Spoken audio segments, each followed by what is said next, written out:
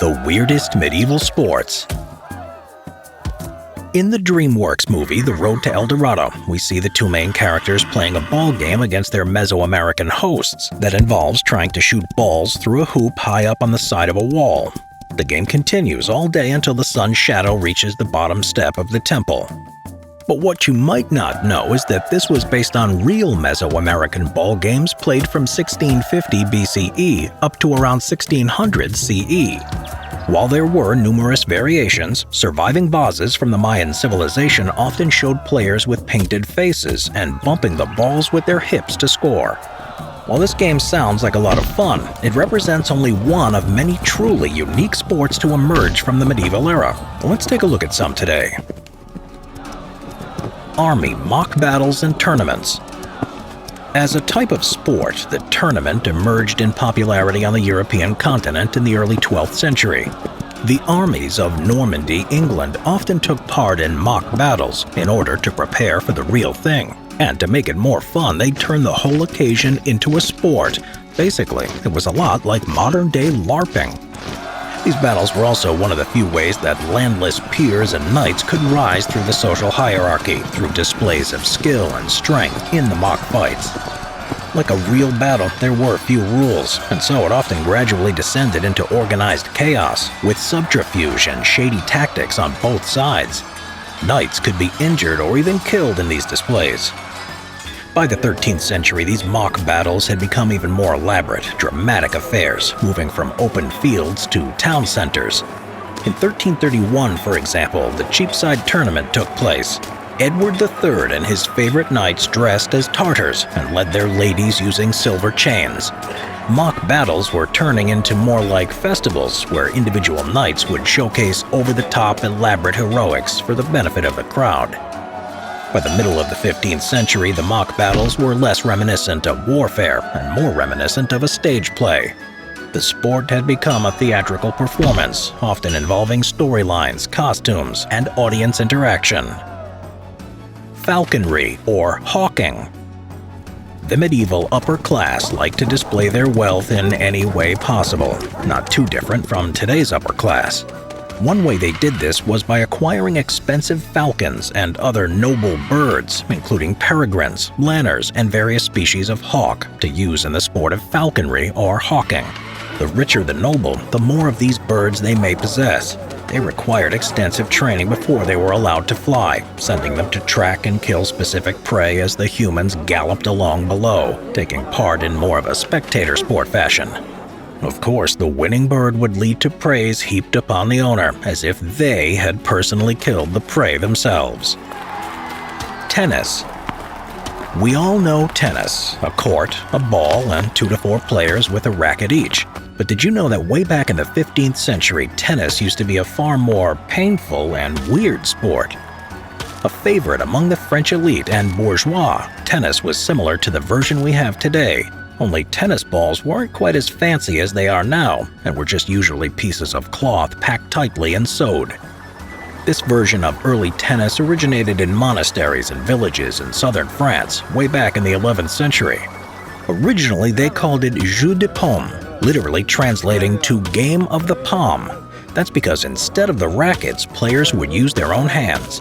Imagine literally smacking the ball with your open hand. Ouch. Icelandic horse fights. In Iceland, a popular but rather weird sport took place throughout the medieval period all the way up to the 17th century. Horse fighting, or as the Icelandic people called it, hestavík. What we know of horse fighting mainly comes from offhand remarks in the epic Icelandic sagas, making it difficult to know quite how exactly it took place. It appears that they most commonly took place between summer and early autumn, according to one source, and were usually between 2 stallions of good breeding. Horse fighting could only occur if both owners consented. They would then send invitations out across the district, with many turning up to spectate. The whole thing would be turned into a big event, with people setting up food and drink stalls and other forms of entertainment. For the horse fight itself, usually a nearby paddock would be cleared so people could easily gather and watch the action. Sometimes, like modern wrestlers, they'd place the horses in categories like young stallions to decide which would go up against which. Then, finally, the horses would fight. The owners of the horses would choose a helper, called their second, to be in the paddock with the horses on their behalf. The owners would then prod them with sticks or staffs that would cause the horses to rear up and clash against each other in a vicious battle of hooves and teeth. It could last for hours until one of the horses either collapsed due to exhaustion or succumbed to its injuries and died, at which point the spectators would cheer and celebrate, because who doesn't love beating a dead horse? Knattleikur. Knattleikur was a Norse ball game played from antiquity to the Middle Ages. It involved a ball, a stick, and seemed to be usually played on a field of ice, although there are reports of it being played in summer too, suggesting it didn't have to be icy for the game to commence.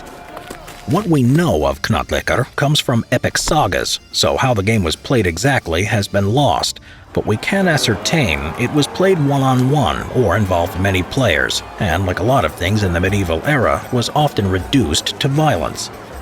Many historians such as Ebbe Hertzberg and Bjorn Bjarnason liken it to lacrosse, with a stick used to catch and hurl the small hard ball. There are many descriptions of players deliberately aiming for each other and causing bruises or injuries, suggesting it was most likely played with a ball made from wood or tightly packed leather. Generally, there didn't seem to be a huge amount of rules to Knattleikur. Instead, it seemed popular to throw the ball with the aim of hurting the opposing player and allowing the game to quickly devolve into a violent wrestling match where everyone walked away bruised. In true Icelandic fashion, the entire time spectators would watch, drink, and holler at the players, and even get involved in the brawls themselves. Naval tourneys, or naval jousting. Jousting is the most famous of all medieval sports. It involves two knights on horseback galloping towards each other with long lances, each attempting to unhorse their opponent.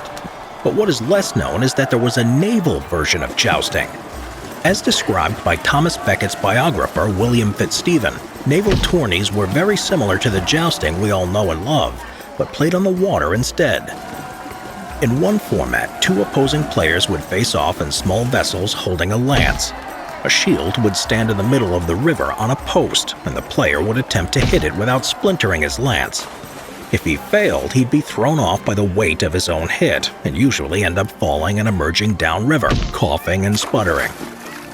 In another format, similar to the classical rules, two opponents would joust against one another from the bow of a small vessel, with the intention of sending the other crashing into the water. In either circumstance, it seems like the people prepared for this eventuality, with watchers poised in boats, ready to snatch up any of the submerged competitors as soon as they appeared downstream.